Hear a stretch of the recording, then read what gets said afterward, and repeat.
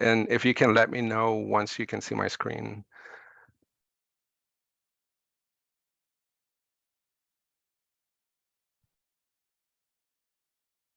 We see it. Okay, and I see parts of it blocked on my end. Is that the case for you? Or let me see if I can. Okay. So the topic, like I said, is related to SNAP time limits for individuals with an ABOT status. So I'll talk about who has an ABOT status, why knowing this is important, and why this rule change is happening. I'm also going to describe which areas are impacted by this change in policy, and also explain that not everyone who lives in those areas will be required to do the work activities. I'm also going to give a brief overview of how Oregon is preparing to implement this change in policy and the supports that individuals with an ABOT status will be able to receive or access from Oregon Employment Department. And I'm going to end with workfare just because it's a way that people can participate in doing the work activities, but it differs from the required 80 hours. So I'm gonna go ahead and start. Okay, so who has an ABOT status? The ABOT status it refers to anyone who's applying for SNAP who is between the ages of 18 through 49, so they have not yet turned 50. There's no minor children and there's not filing group. So if there's any kids in their case receiving food benefits with them, they are not ABOTs. So and they should be able to work. So that's anyone that has an ABOT status is anyone that meets all those three conditions. And so why does it matter is because per federal law, individuals with an ABOT status are required to do at least 80 hours of work or work-related activities per month in order to receive more than 3 months of SNAP benefits in a 3-year period. Now, this 3-year period is started in Oregon in 2022, but because of the public health emergency declaration, we have not been applying time limits.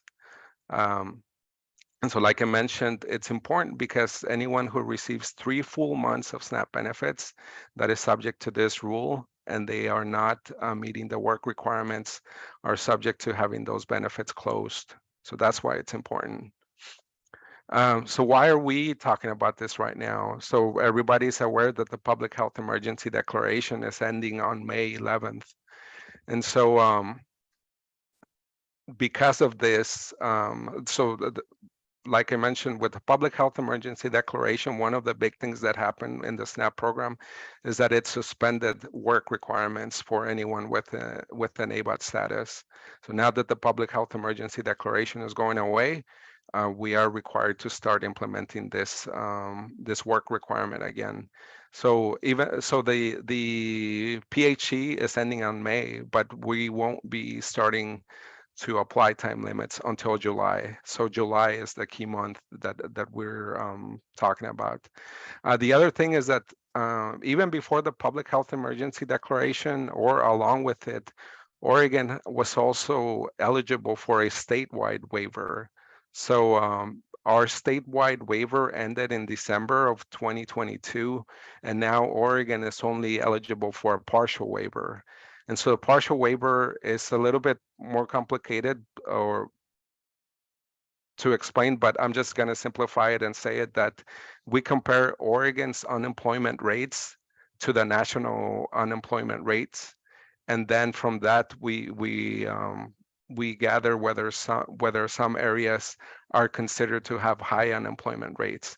So if our areas have higher unemployment rates than the national average, then they may be eligible for a waiver. So again, it's a little complicated, but it because unemployment rates change every month, areas also change based on which period of time we're looking at. But the fact is that we're no longer eligible for a statewide waiver, and that's why we need to start applying time limits.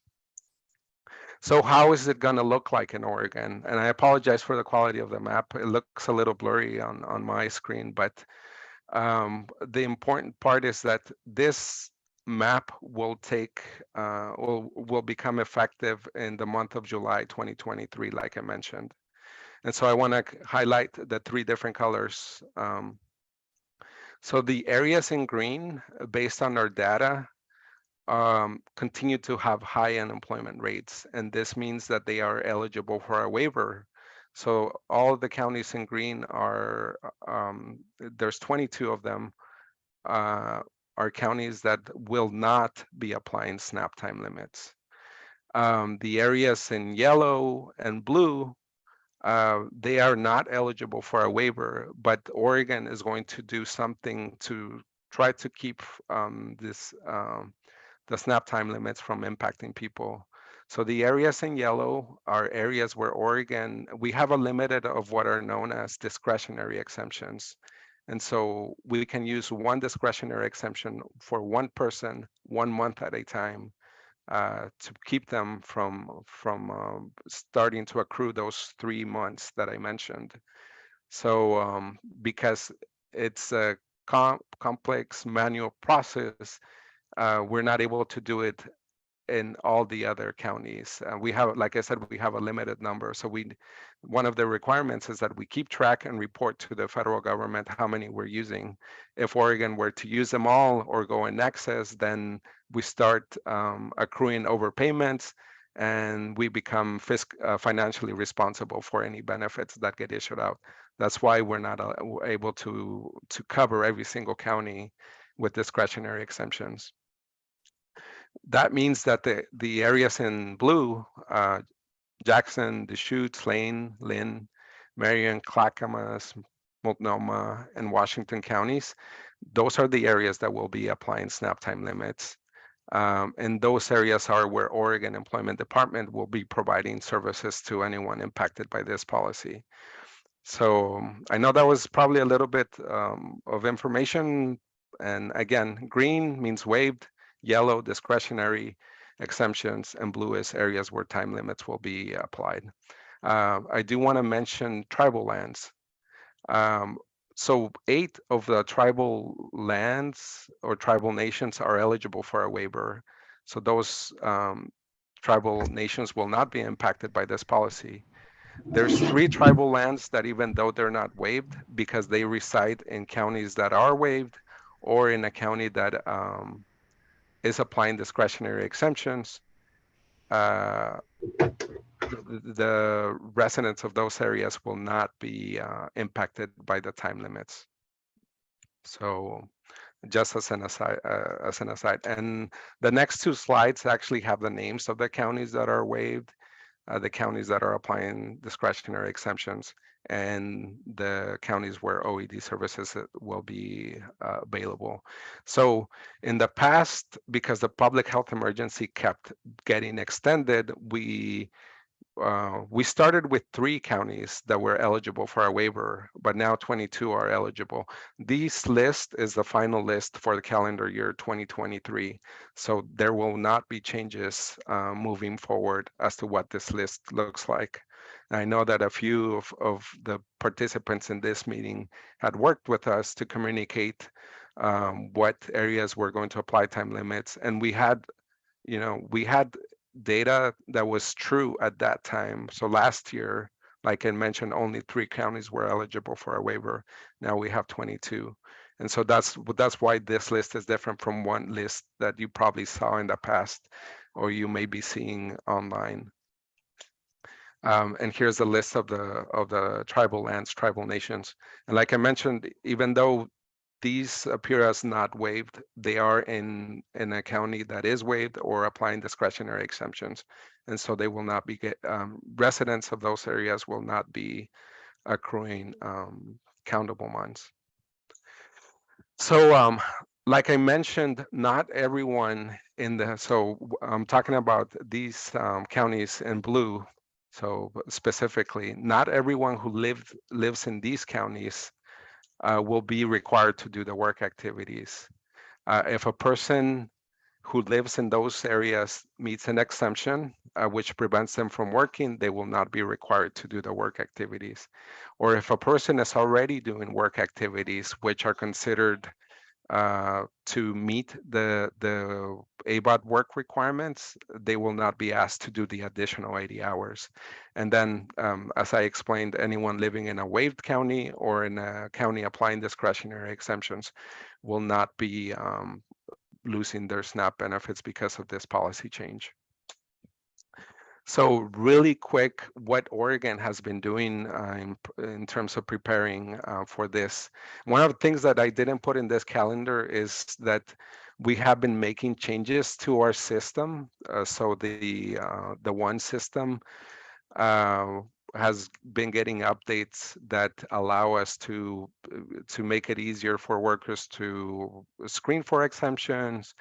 It now has an update that allows us to talk with iMatch Skills, which is the Oregon Employment Department, so that they can convey information as to who's participating and meeting the work requirements. And there's a few other system updates that have been done. So I did not include that, but I wanted to mention it because it's important. So staff have in Oregon Department of Human Services and OED have started to get training so that here in the months of January through March, staff have started to get trainings about this change in policy. So workers know and know how to code that information into the one system. And the same thing is happening at the OED side.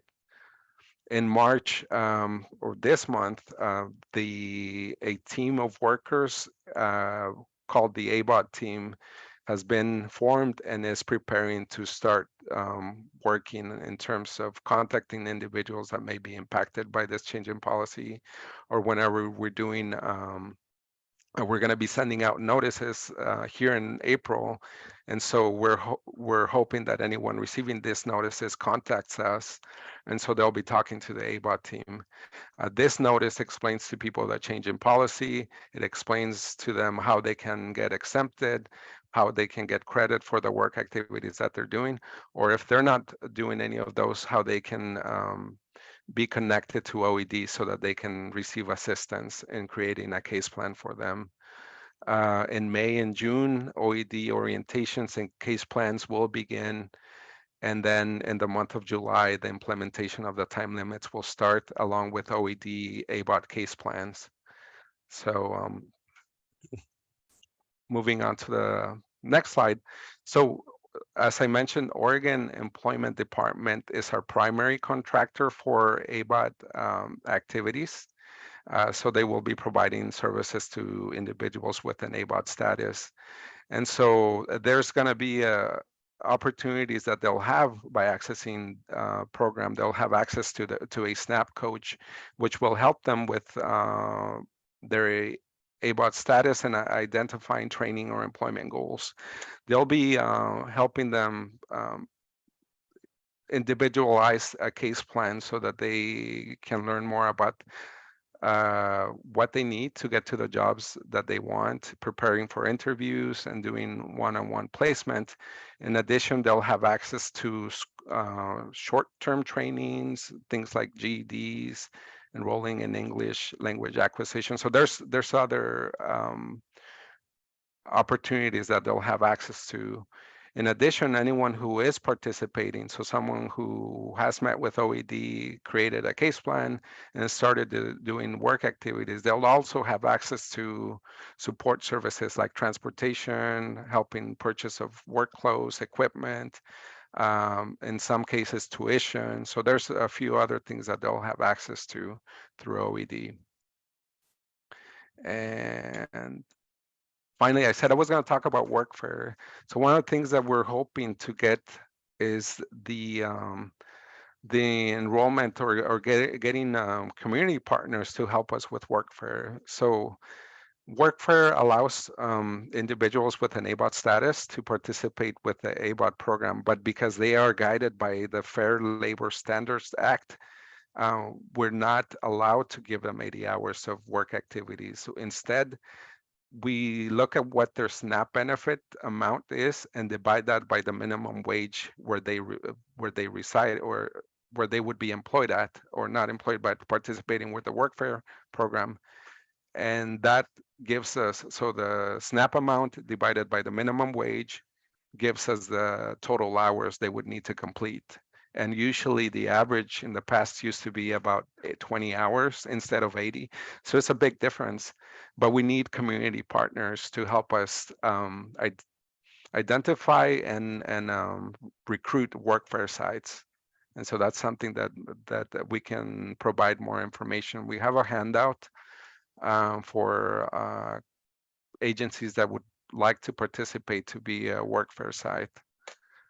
And let me see, I think that's it. So I know I went through a lot of information, but if there's any questions that you have, I can go back to any slides to address any questions that may be there. And I am not seeing the chat. We so do have questions in the chat. Oh, perfect. So do you mind reading them, and then I'll see if I can address them? I can do that. So the first one is from Beth about the time frame. Is July 2023 the month that ODHS will start counting months, or is that when they will lose their benefits? So that's a very good question. So the law says that we are required to start implementing time limits 2 months after the public health emergency ends. And so this kept being a moving target. Now that we know that it officially ends in May, that means that June, July is the second month. So July will start applying time limits. That will be the first month. And then October, so July, month 1, August, month 2, September, month 3, we're potentially seeing people to start losing benefits at the end of September. One of the other things that the law requires us to do is that anybody who received countable months before before the public health emergency declaration ends, they need to be swiped clean. So no one is going to start with any countable months. Everyone will start at 0. All right, thank you. The next question, what were the criteria that changed 3 counties being waived to 22 counties being waived? Sounds like a dramatic shift. Well, that was a dramatic, actually, when we looked at the numbers for the first time. I was very surprised. I was expecting to see at the most 10 counties to have to start applying time limits. But what happened is, so we compared the unemployment rates in Oregon to the unemployment rates at the national level. And so we look at the averages over a 24-month period. And so that is what has been changing. If you look at the, so if you want to understand this at a deeper level, find an unemployment rates of Oregon compared to the national level, and you'll see that there's like a crossover. So Oregon's unemployment rates were lower than the national level at the beginning 2 years ago when we first started looking at these numbers. And now they sort of seem to switched where the national levels are lower than Oregon's national levels, and that's what is allowing us to waive more counties. Thank you. Angelita, have disability guidelines and who qualifies been adjusted to account for people experiencing long COVID? So we have a list of allowable exemptions that allow us to exempt the work requirements from individuals that meet those reasons. So anyone who has a health issue that prevents them from working, that's one of the exemptions. And that would fall, what you described, that would fall under that reason. So when we screen for exemptions, we would ask questions about the exemption, but we wouldn't code that information per se. We wouldn't say this person has this diagnosis, therefore they're exempt. We would just say we had a conversation with the person, and based on our conversation with them, they are exempt.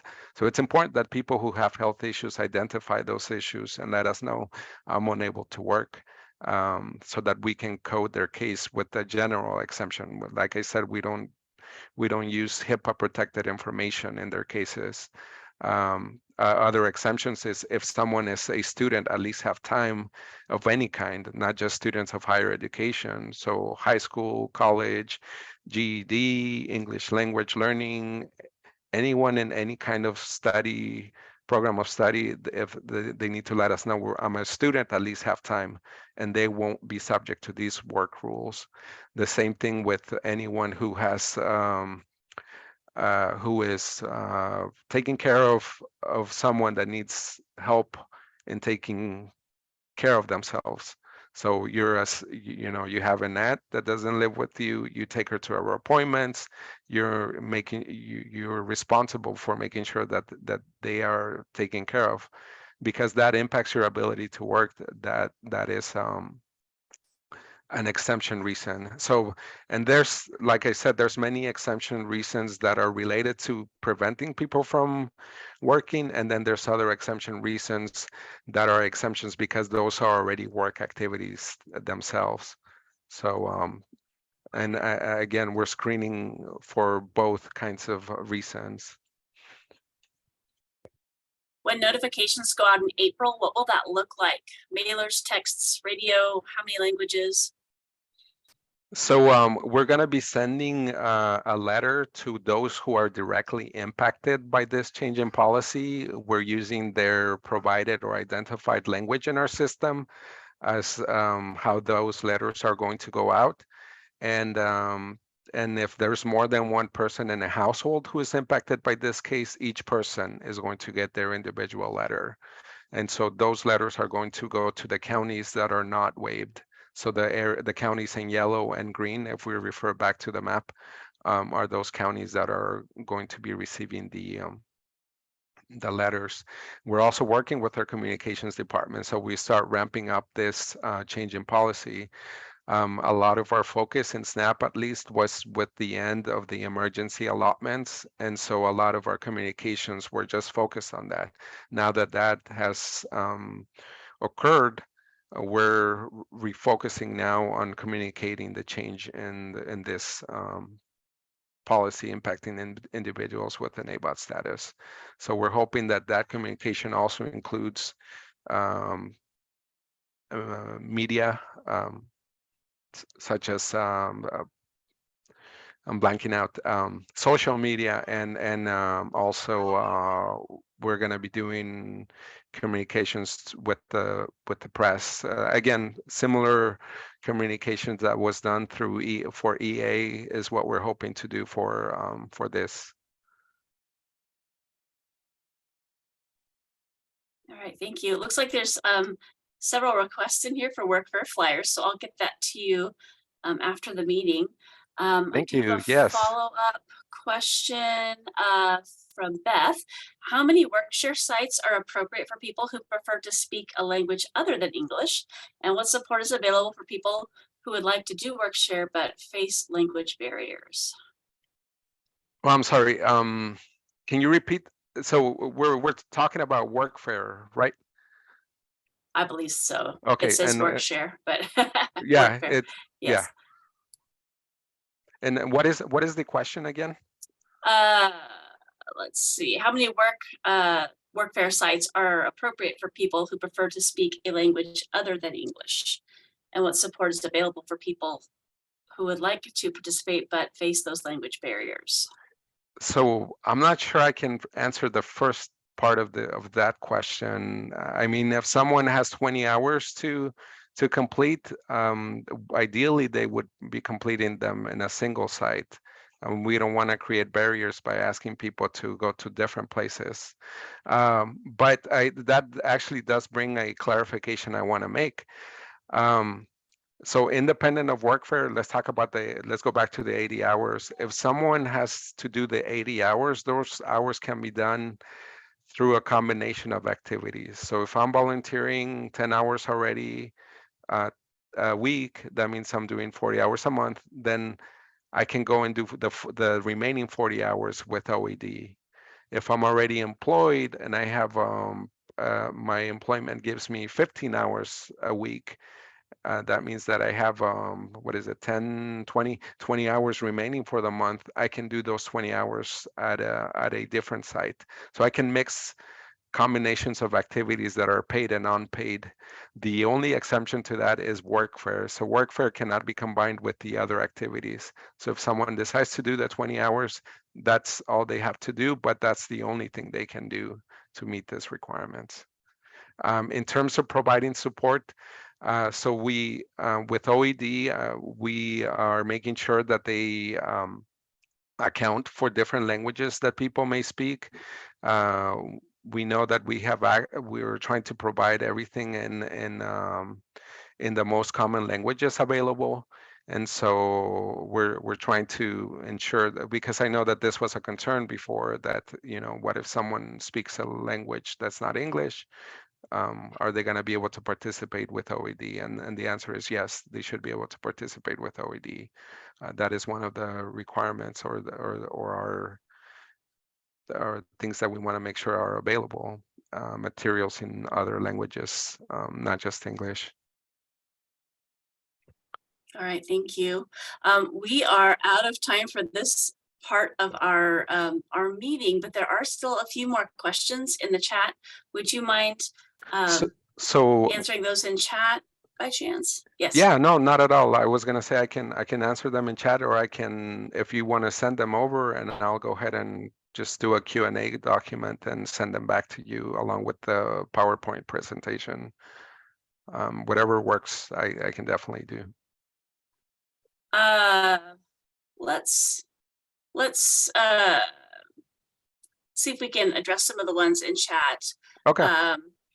And then if we need to do that, we can do that as well. We would need to probably go through all the questions again so that they were well represented, I think. Of course. And then there was another question in there that is a policy question, but is not related to ABOT. So if you don't mind checking that out, that would be great as well. Appreciate it. All right. Next, we have our friend James Barta. He's going to be presenting on the public health emergency unwinding medical redeterminations. Hello, everyone. It's good to be with you again. And I'll say, before I get started talking about the public health emergency, Susan, I saw your comment early on. I'm still checking on when we will have an office hour eligibility. I know that was brought up a few months ago in this call, and it's all on me because I completely forgot about it in my transition to the new job. I apologize. We will see if we can get that going soon. So for those of you who don't know what I'm talking about, the idea is let's have some time where people who are helping Oregonians apply in the one system, just to get a little bit of help, not asking about specific cases, but just learning how to navigate the one system. That's the idea. And everyone I've talked to thought it was a good idea, and then I just dropped it. So thank you for reminding me, and we will get that on the road sometime soon. All right, with that non sequitur introduction, I do want to talk about another aspect of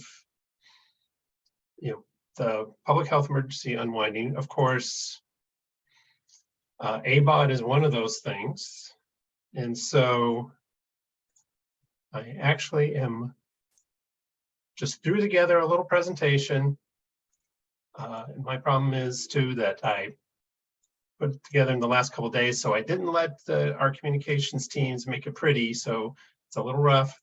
But in any case, not only do we're very cognizant in this group, especially about the end of emergency allotments. We're going to be seeing that impact, especially in the next few days, because people are going to see that they're not showing up on their EBT card.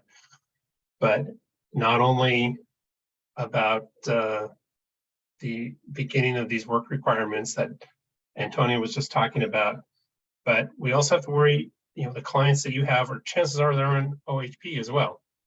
And medical redeterminations is starting, and I just put this little graphic in just to be intimidating, because there's a lot, and we'll come back and maybe we can talk about this particular graphic, but there's just a lot going on. So let's run away from that for a moment.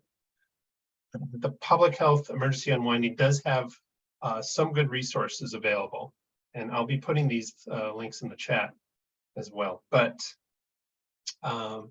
this web page is sort of your central landing spot where you can see the info that hopefully will be of use to you. There's when you scroll down this page, there's a 7-page FAQ link.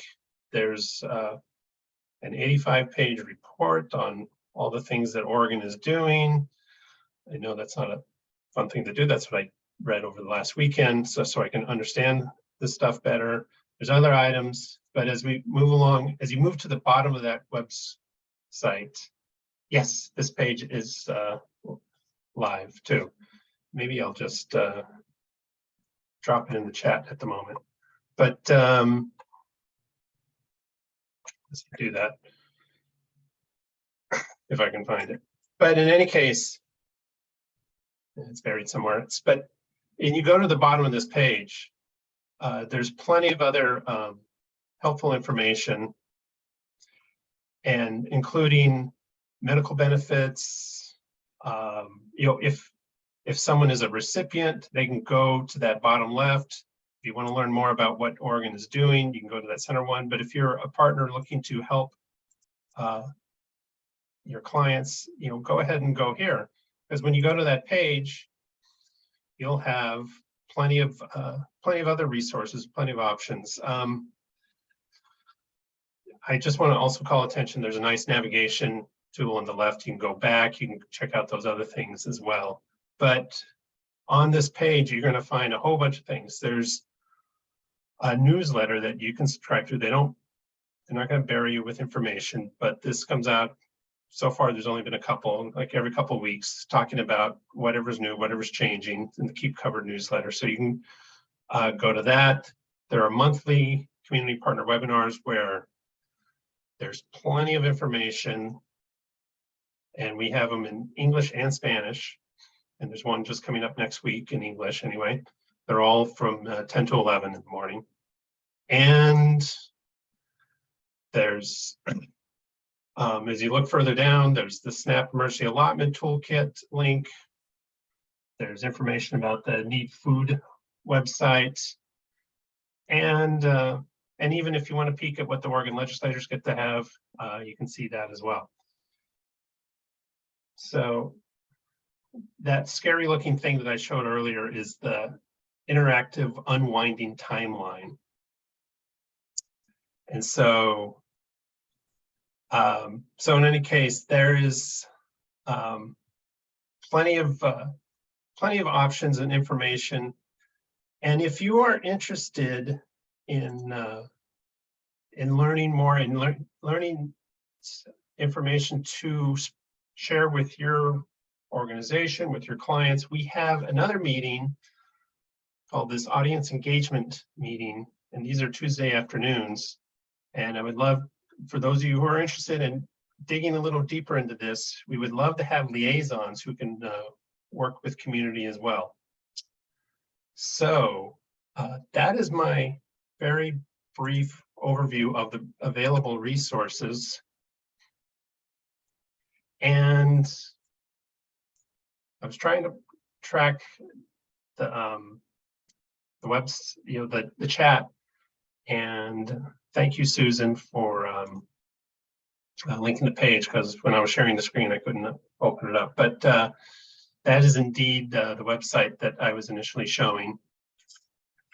And happy to take any questions while I drop all these many items in the chat.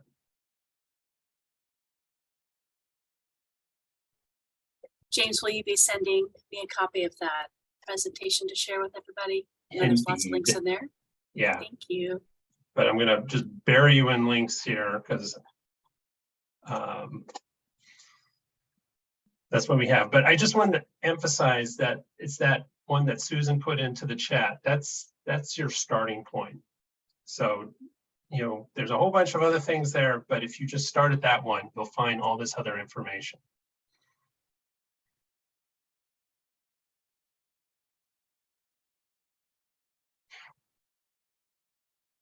I suppose I'm close to my time anyway, though. I'll just say one other little thing, that there's no quick, easy answer of who's in that first group that's that are going through redeterminations. I mean, the goal was to have people whose applications are easier to do, that could be passively done, but people will start receiving notices, and that's when they're going to find out, but they'll have 90 days to act on it. So the message that we hope to convey with people is, oh, and Antonio, to answer your question, they're going to have a mailer. There's going to be text nudging, as we call it. And, oh, well, Antonio's answering something else, but that's indeed what we're going to be doing on the medical redeterminations too. So they'll have 90 days to update and answer any questions, and then we'll go from there. So thank you for your time, and yeah, please feel free to email me if you have any questions or concerns too. Thanks, James. Can you pop your email into chat for anybody who might not have it? Thank you. All right, our next presentation is from Sam. I see her on screen right now. And this is on the Economic Stability Project. Sam. Hi, everybody. I'm going to share my screen. I have a few slides.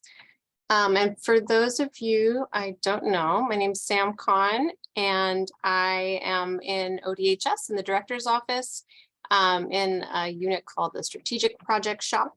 And I'm very happy to be here today to share about some work that we're kicking off very soon.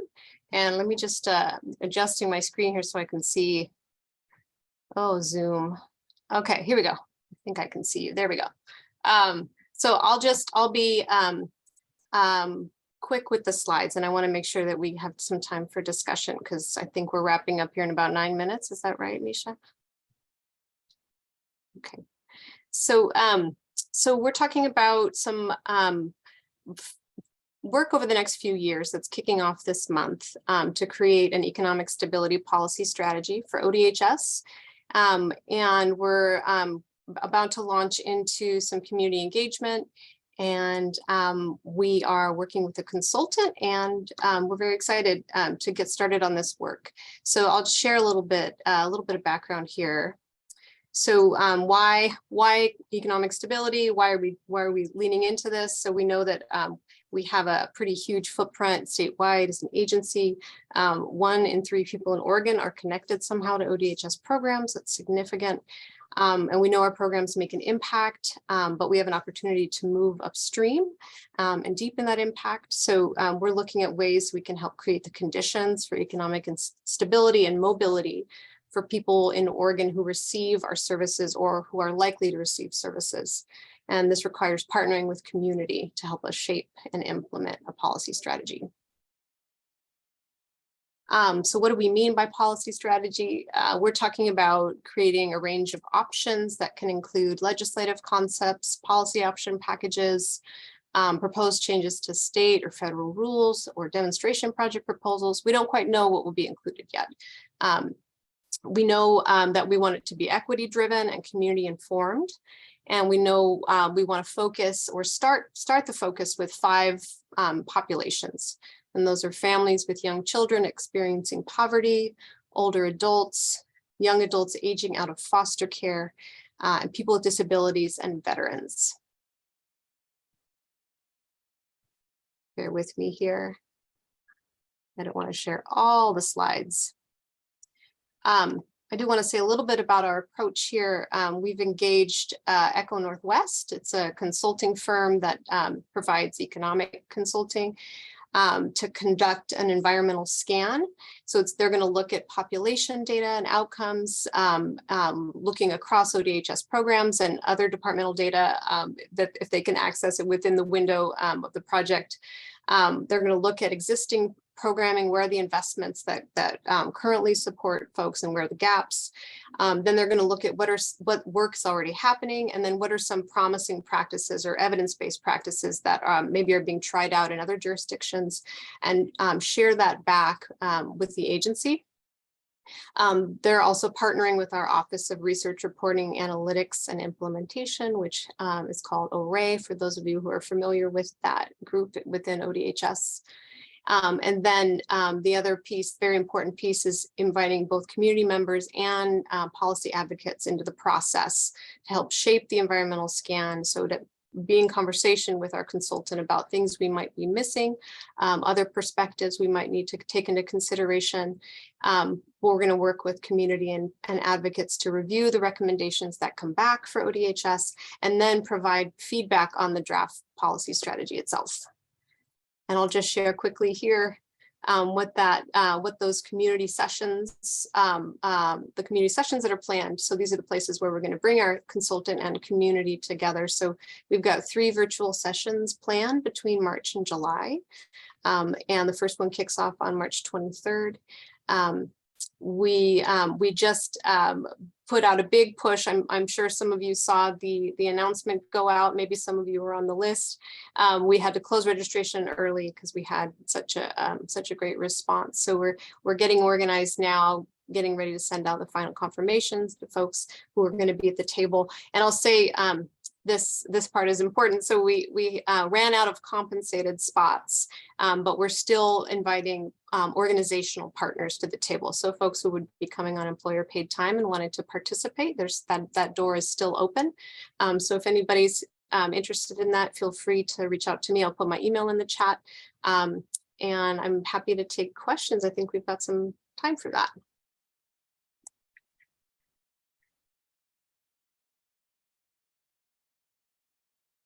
Sorry, if anybody was chatting in the chat, I missed you. I don't see anything in chat right now.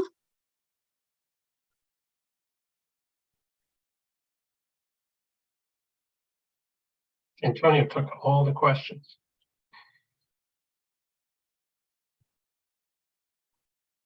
It's all right.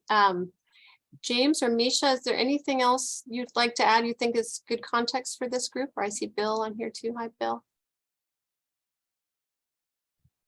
I would just love to encourage you to reach out to Sam if you are representing an organization and you'd like to participate, because we would really love to get as much feedback and input as possible from you all. So please do reach out to Sam.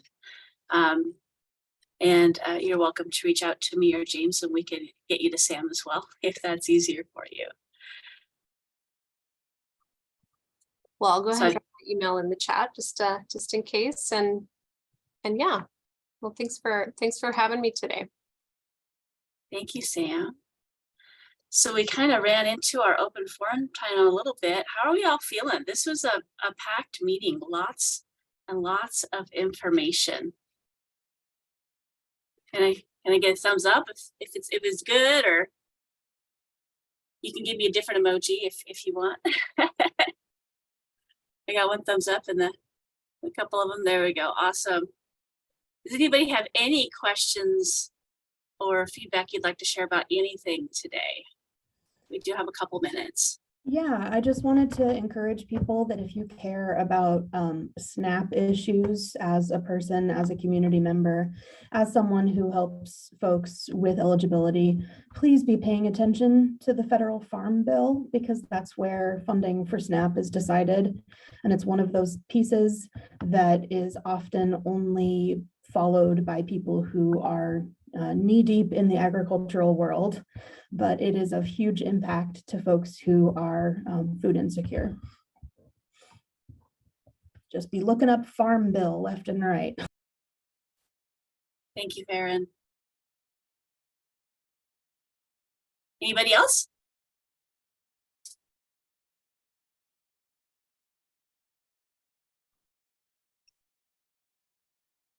If and I know some of you, I've talked to some of you about this, but if you know people are facing frustrations in the one system, we're putting together an applicant portal improvement committee. And we'll need people to prioritize all the suggestions that we get about the applicant portal. Ideas would be welcome as well, but we're getting a few of them, but now there's a limited number of changes that we can make in any one month, any one time. And so this group would help group them and prioritize them as we improve the application experience for people.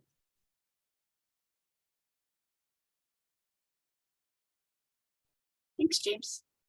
Put a little reminder in the chat that we do have another partner meeting opportunity in a couple weeks. It's the SNAP partner meeting. It is all things food program. It's not really just SNAP, although SNAP is a big one. So if you have interest in asking more SNAP related questions or learning more about our food programs, it is a great option as well. You can reach out to me directly or put a message in chat to get added to that list if you're not already added to it. We would love to have you. But at this time, we are at the end of our time. So thank you so much for being with us today, and I hope you have a great rest of your week. Thank you.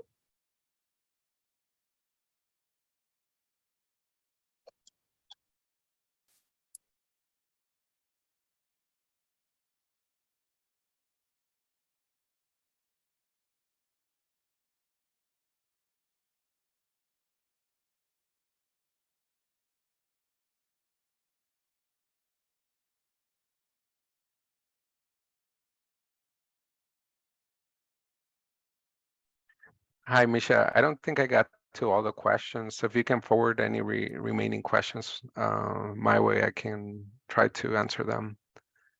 All right, I will go through and I'll go through and copy all the questions. Maybe if you have time, we'll just make one document to get out. That way, anybody who wasn't here can have Okay. those questions answered as well. Yeah. So Thank you. Appreciate your help there. I know it's a lot to answer. All right, I'm gonna go ahead and